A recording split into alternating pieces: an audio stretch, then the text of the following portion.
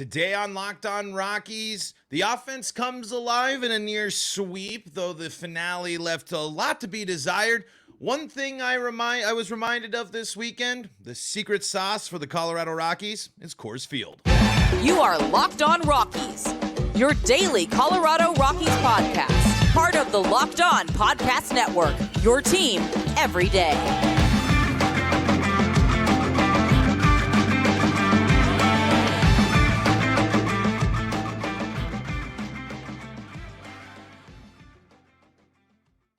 Rock on Rockies fans, welcome into the Locked On Rockies podcast for today, the 22nd day of August in the year 2023. I am your host of the Locked On Rockies podcast, Paul Holden, bringing you your daily Colorado Rockies talk right here on the Locked On Podcast Network, where you can find your team every day.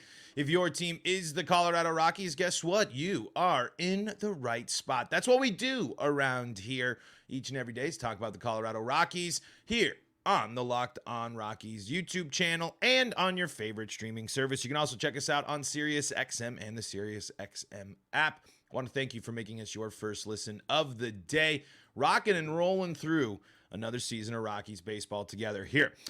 Folks, today's episode is brought to you by BirdDogs, and you can see all the great stuff going on at birddogs.com/LockedOnMLB, and you use that promo code Locked On MLB for a free white tech hat. You can see it right there in the background. You won't want to take your bird dogs off. We promise you. Today on the show, we're going to recap the Chicago White Sox series, play a little bit of another round of more confident in Colorado or the White Sox. The offense was alive this weekend, and it was headlined by the fact that Charlie Blackmon can still swing it. I mean, that's one of the key things to take away from this is you're going to have to really start looking at this question of the future of Charlie Blackmon, an extension, a one-year deal, something like that, because everyone talked about it. You heard reports of it, and he's come back and made an immediate impact with a couple of home runs this weekend. He hits a triple as well.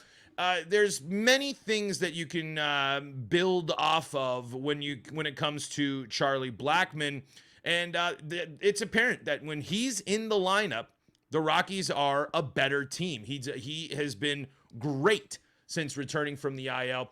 Dive into that a little bit. And I wanted to highlight, since I got to finally make my return to Coors Field this weekend, and it's obvious. It's so obvious again and still that the Rockies have this ultimate secret sauce of Coors Field.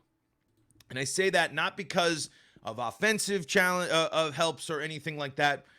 It's just the matter of fact that people can't stop going there. And I was so excited to be back. I mean, mind you, there's the whole debate, the boycotts, blah, blah, blah. But it's so deeper than just the attendance for the Rockies and things like that, especially when you consider how successful as a business, on the business side, the Rockies have been for so long and how much influence that has allowed the Momfords to grow and have in downtown Denver. This is the first I hadn't seen McGregor Square. I hadn't seen any of the changes really at the ballpark here in probably the past 5 or 6 years since I haven't been able to go back and catch a game. And it's remarkable that the Rockies are able to take what's one of the oldest stadiums in baseball and make it look state-of-the-art and brand new. They've changed the stuff on the inside. They've updated appearances there. And people just won't stop going. And that's, I think, something that needs to continue to be explored and asked about and talked about with Rockies and with the Rockies and with regards to the front office. Because, folks, here's a stat for you from Patrick Lyons, DNVR. Attendance at Coors Field this weekend for Colorado Rockies and Chicago White Sox, a.k.a. the third and fourth worst records in Major League Baseball, 122,001. 122,001 tickets were sold for some of the worst baseball teams to match up this weekend. And this needs to be considered a launching point as the Rockies continue to get back or work their way back and hope that they are building for their future and to market these young studs, because one of the hardest things is taking care of for the Rockies, even in arguably one of the worst seasons of all time. You might see the Rockies attendance dip a little bit, but at the end of the day, Denver and Coors Field are perfect for baseball. People will come. People travel. The White Sox had good amount of people in the crowd and cheering in White Sox jerseys in the stadium. People want to be at Coors Field. So it needs to, and this isn't anything new. It was just such a blast of it was such a blast of obviousness, really. Just walking in there, it just makes sense. You can sell affordable tickets, you can get people in the door, and people won't stop going. It doesn't, I mean, it's a blessing and a curse because the Rockies can continue a status quo, but it's also a blessing because this stuff will matter, this stuff pans out, and this stuff will builds and grows when the Rockies are good. We've seen how much Denver buys in to the Rockies when they're good. We've seen how much influence that the Rockies can have when the team is successful and when the team is making noise, especially late in the summer. But it still proves that there's something about Coors Field. There's something about the Rockies. There's something about baseball in the summer in Colorado that gets 122,000 people to show up to watch two very bad baseball teams statistically and performance-wise. No, with exceptions of some big market teams that have years and decades and eons of loyalty and legacy attached to them, the Rockies aren't facing this issue. So it adds to the frustration and it adds to everything when the Rockies can pack the ballpark but squander opportunities to build sustained success for a franchise that could be a perennial league leader in attendance and revenue and XYZ if this team was able to perform at a high level. They could be an example to look for teams because here's the deal. We've talked about it a lot of this. Another thing that I was reminded of, Denver is not a small market. That mentality has to go away. You are getting $122K to come down and watch White Sox Rockies. That's not small market. That's not hard to get there. All of the issues that other good teams that have attendance issues are facing, the Rockies don't deal with. So this season especially has just been such a reminder that Coors Field itself is such an attraction. It is just a perfect, ideal way to spend a day or night in Denver for so many. And when I walked through again, it just made sense. I mean, they make it really, really enjoyable to go to Coors Field, even when the Rockies underperform. And I went to the game on Sunday. I didn't get to see the big, I got to see the Rockies implode and lose a game they should have won versus the slugfest and dominations that they had in the first two games. This has to be something, and I'm sure they do, but it's something that enables slow movement and dragging of feet of the front office, because guess what? This team that's on track or could still lose 100 games, still getting people in the door, and they're going to come throughout the summer. Now, school's coming back. That the weekday attendance will probably take a hit now that the area schools are back in session, but not necessarily those night games, and certainly not on the weekend. Even with all of the issues with the Rockies, the one thing they do right is get people in the gates, or I guess on the small list of things that they have done right in their 30 years, and I want to dive into that piece of 30 years of Rockies losing later this week. I haven't had a chance to read and enjoy it. The Rockies have a tremendous opportunity and a tremendous foundation on a different side, off the field, kind of, when we're literally talking about the field, that other teams don't have. And because of that, it should lead to an increased demand from fans, which it has, but a continued increase from fans that this team goes after and acquires talent and builds around the talent they have to start making sustainable success instead of the Rockies being lovable losers with a beautiful ballpark. But gosh darn, I can't sit here and deny that I did not have a blast and did not absolutely love my time at the ballpark, because I haven't been able to go a lot, but as I've toured around and seen different ballparks, Coors Field still remains at the top. Let's talk about the offense, and I want to talk about Charlie Blackmon as well a little bit more, and I want to talk about some of the young guys and their big weekend, because even with that stinker against the White Sox in the finale there, the Rockies offense really did come alive and bounce back after a tough couple of NL West games there and a tough losing streak for the Rockies. They actually played a weekend where they were in the driver's seat a lot. So let's dive into that. Let's see what worked for the Rockies this weekend, what didn't work for the Rockies, coming up here in segment number 2. Before we do that, though, got to tell you about Bird Dogs. And folks, Bird Dogs look, I'm a guy that wears shorts all the time. I'm a guy that doesn't always take into consideration style. Bird Dogs has helped and changed that. I got these shorts now. I'm looking great. I actually proposed to my girlfriend this weekend wearing my Bird Dogs and everything, because they got all my pockets. They kept everything nice and in control for me there, and everything is rocking and rolling. They look great. They feel great. Everything is great about Bird Dogs, and you can check out birddogs.com/LockedOnMLB or use promo code LockedOnMLB to get a free tech hat with any purchase. You can see it in the background here if you're watching on YouTube. You can see it on my row of hats up there. But check out Bird Dogs for yourself. birddogs.com/LockedOnMLB. You won't want to take your Bird Dogs off. We promise you. birddogs.com/LockedOnMLB or go to birddogs.com and enter promo code LockedOnMLB. This is the Locked On Rockies podcast. We're free and streaming on your favorite streaming service, bringing you your daily Colorado Rockies talk. To put a cap on my thing, on my opening segment there of, Coors Field just does it right. That is one thing the Rockies do. I mean, it's a place of great importance to me, and it's a place of great importance to so many Rockies fans. It's great to see it packed all the time.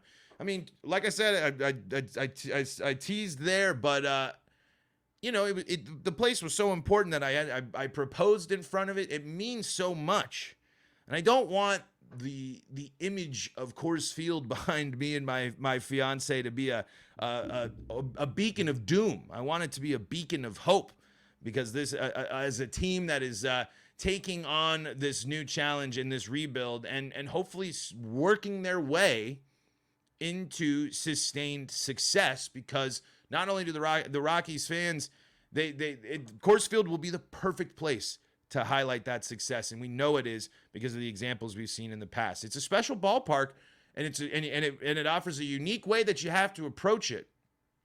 You just got to take full advantage of it and capitalize on it. And the Rockies did capitalize on the offense this weekend here, and headlined by Charlie freaking Blackmon. In this series against the White Sox, Blackmon has 5 hits, and he goes, what is this? 5 for 12 in the series.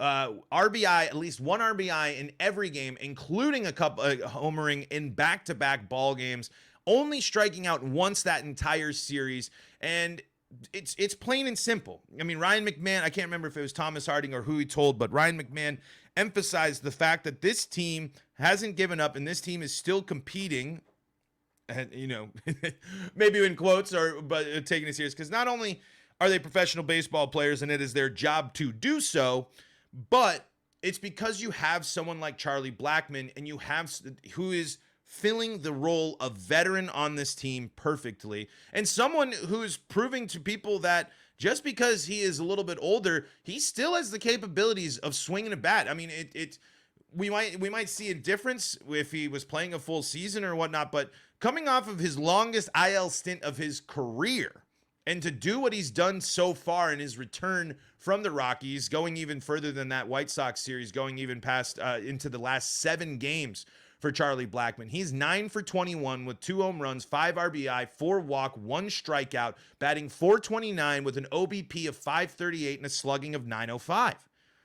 That blows any Rockies player really out of the water of late, and especially when it comes to offense. And as you go back into the numbers, even with the ones he played, in 112 at-bats in the last 30 games he has played, mind you, that little bit here and, of course, pre-injury, Charlie Blackmon was batting .304, .373 with and a slugging of .536. He had his the strikeouts were a bit of a problem, as they have been for all the Rockies. 16 strikeouts to 10 walks, but he's driven in 19. He's homered 4 times. Charlie Blackmon still has thump in the bat, and it was on full display this weekend, as the offense in general was this weekend. The Rockies got ahead early a lot in these ball games, which was exactly the right type of precedent to set after a really tough stretch of losing streaks and a tough NL West battles there against the Diamondbacks and Dodgers. Hanging 14 on the White Sox in game number 1, including scoring 5 in the first inning. Ezekiel Tovar, monster day, 3 for 4. Ryan McMahon, monster day, 3 for 3 with 3 RBI.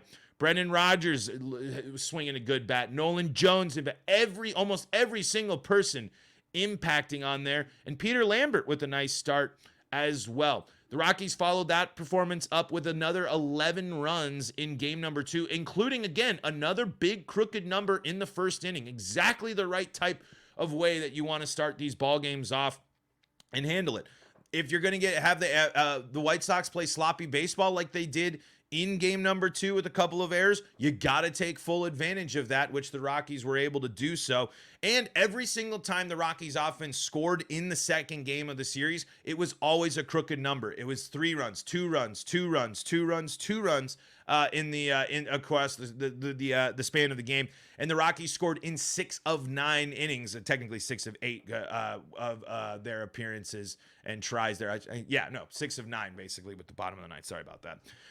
But so the flashes of offense are there, and it's good that the Rockies went after a bad team, and were able to pick up their starter too, who again, another toughish start for Kyle Freeland, even though he was able to get the 6 strikeouts, gives up the 4 runs, goes 5 innings, gives up the 8 hits, but Brent Suter was able to help out. And unfortunately for the Cook, it was a tough weekend for Matt Cook there. He gave up an earned run in his appearance in that one. The White Sox certainly tried to chip away there in the middle and at the end there, but weren't able to do so. And the Rockies were able to do the damage there with only out hitting the White Sox by 2 and only having one home run in that ball game from Charlie Blackmon.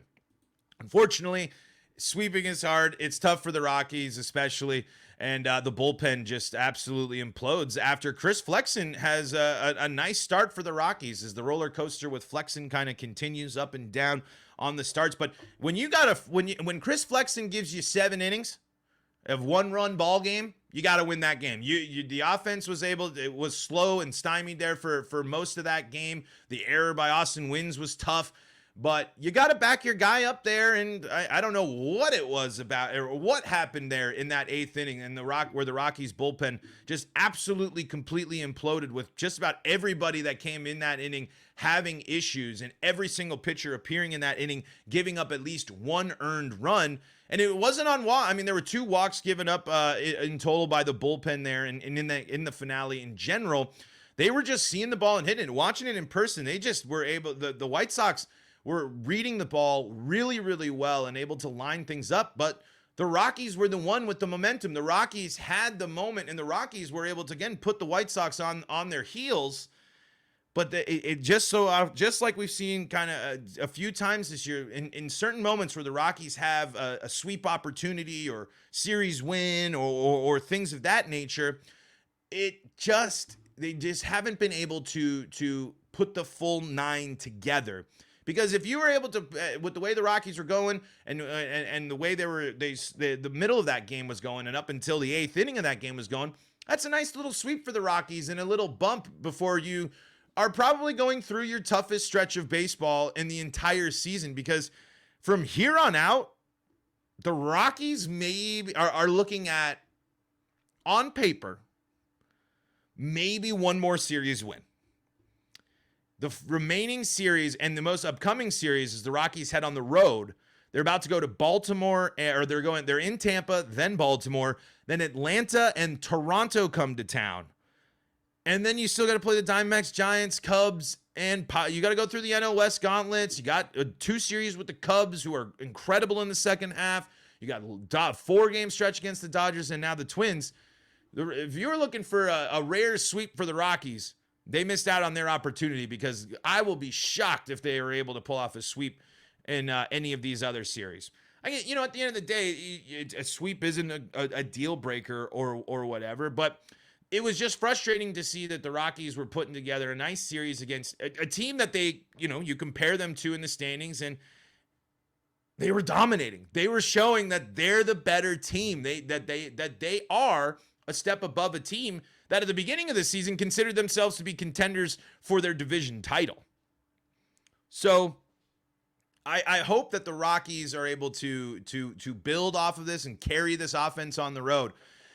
But this is now, it's just moments. It's you got to take the little victories, and it would have been really great to see the Rockies pull off the sweep, especially because I was seeing it in person. But maybe I was cursing them and brought the bad luck there. But man, what a fun! It was fun. It was fun to be back, and I tell you that few people get Coors Field as pumped up as Charlie Blackmon. So that's, he's really opened the door and complicated.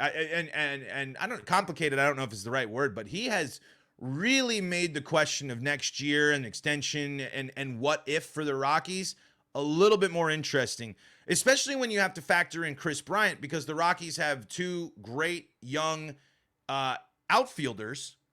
Is Kris Bryant going to slip back into there next year, or can you rely on Charlie Blackmon to be that guy? And right now, if I had, through his Rockies tenure, if the choice next year is DHing Charlie Blackmon or Kris Bryant, I'm taking Charlie Blackmon. Kris Bryant's still going to find his way into the field. He'll play right field or first base or whatever, and the Rockies will have to figure that out because of the name power, the contract, and XYZ.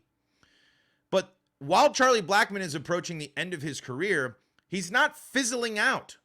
And if he didn't have a pretty serious injury that kept him sidelined, he's usually in the lineup more often than not for the Rockies, and you can immediately see the impact of Charlie Blackmon in the lineup and the impact around these guys. The Rockies, plain and simple, right now, this version of the team, and maybe even next year's version of the team, as I don't think the competitive window really opens up next year. He is the right type of guy to not only bring success on the field, but help keep this team on track and help make them better players behind the scenes and help make things work a little bit more for the Rockies here. But boy, howdy, folks, this team is looking at that schedule ahead is a brutal one. And the Rockies are, if we're on the track to 100 losses, they are 24 losses away. And like I said, their next 4 series are against playoff teams. The Rays, the Orioles, the Braves, and the Blue Jays. I know the Blue Jays are fighting, but they are very much in the thick of it. And then the Rockies have to go back and deal with an NL West slog, including 2 series against the Giants, basically back-to-back with a Cubs series in between. It's going to be tough. But the young guys and the Rockies themselves need the leadership of Charlie Blackmon in these situations. So it was cool to see him do it live. It was cool to see him. It's cool to see him swing a bat aggressively and be ready to go immediately. But we'll see how the Rockies handle it going forward, because I think the performance enough from Charlie and the at-bats in the history at least should make you feel like the option for having him be your DH next year should be another one, because you can figure other things out for the outfield. You have options, you have things, and you have Kris Bryant, who hopefully will be healthy enough to play baseball next year. All right, let's do another round of more confident in Colorado or the Chicago White Sox here in segment number 3, and we'll do that next.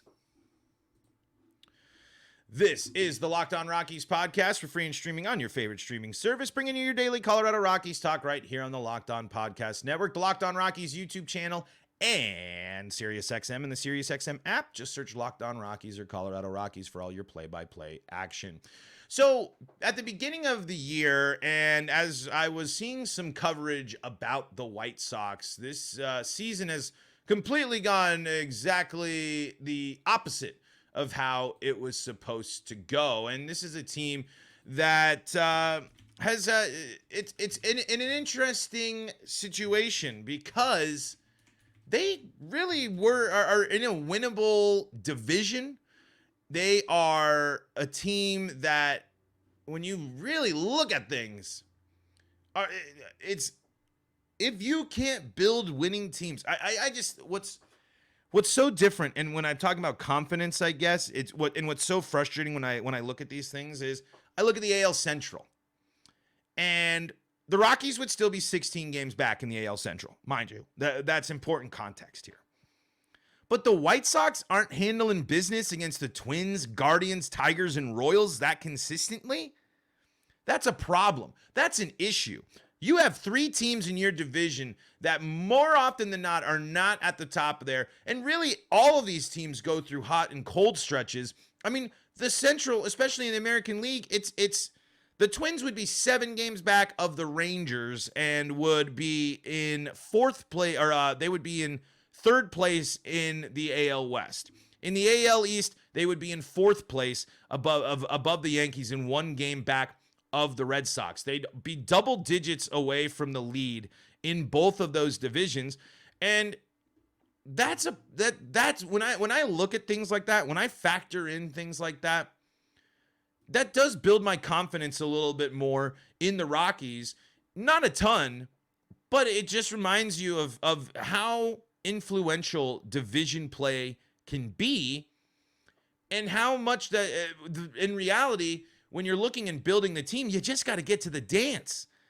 And for Chicago being unable to do that, the White Sox, and for them they're a World Series champion team, mind you, but to continue to go through these really high energy, high hyped up off seasons or with some players or things of that nature, and to perform like this, it just doesn't make any sense. And now on top of everything, they might be moving stadiums, they might be doing all this stuff. All of these things and all of this, it circles back to the beginning of the show. You might not be confident in the direction and the organization of the Rockies, but they have some of their affairs more in order than others, and that kind of opens up the possibility where I think the Rockies could realistically be on a path of success more than the White Sox. But the White Sox have also been able to build successful teams, to handle, to be able to compete in their division, to be able to do a lot more than what they're doing this year. This was a team that finished 2nd in the Central last year, with let's see here, 81-81. That's a 500 team. It wasn't quite good enough to make the wild card last year, as I believe usually around 90 wins is what you need to get to, but 81 wins in 2022. And then you go back 93 wins in 2021. And then we'll skip the pandemic season, and 72 wins there in 2019. This team has been able to build success. This team has been able to have well above 500 seasons. But whatever is going on this year, whatever happened this year with the White Sox, and I'm not super familiar with the Chicago White Sox, the moves they made, the people in charge, they have to be looking at this moment and looking at this season going, whoa, what the heck happened? What do we need to do? How do we need to reevaluate? How can we get ourselves back in the mix of things? And they might be able to do that, like I said, at the benefit of a weaker division.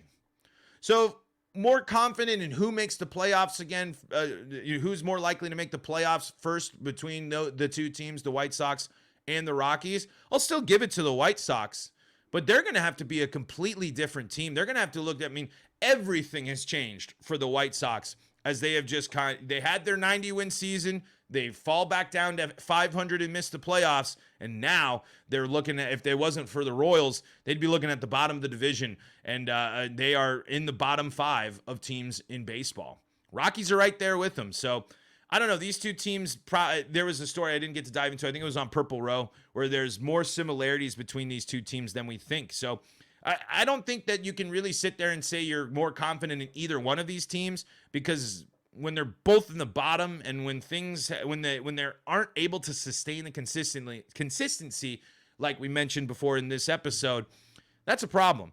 So I can see a path for me to be more confident in the Rockies, but I think due to the White Sox's recent success and the team being in a weaker division, if you're more confident in someone making the postseason next, I would say it would be the White Sox. But the Rockies' young core is something to be excited about, and provides, and this part of the season and this stretch of the season really is the most important context to look into for the Rockies when you're evaluating something like that, because this is the Rockies team going forward we're going to see. And up until the trade deadline, the Rockies had a different look to them and a different presence on the field. So it's I don't have a ton of confidence in either of the teams necessarily, but I think due to the weaker division and the more recent success, and hopefully being able to fix things within their front office and the way they're handling their business, the White Sox might be the ones in the postseason next. But the Rockies, I think, the Rockies and White Sox are pretty much right on the same level here as of August 22nd, 2023.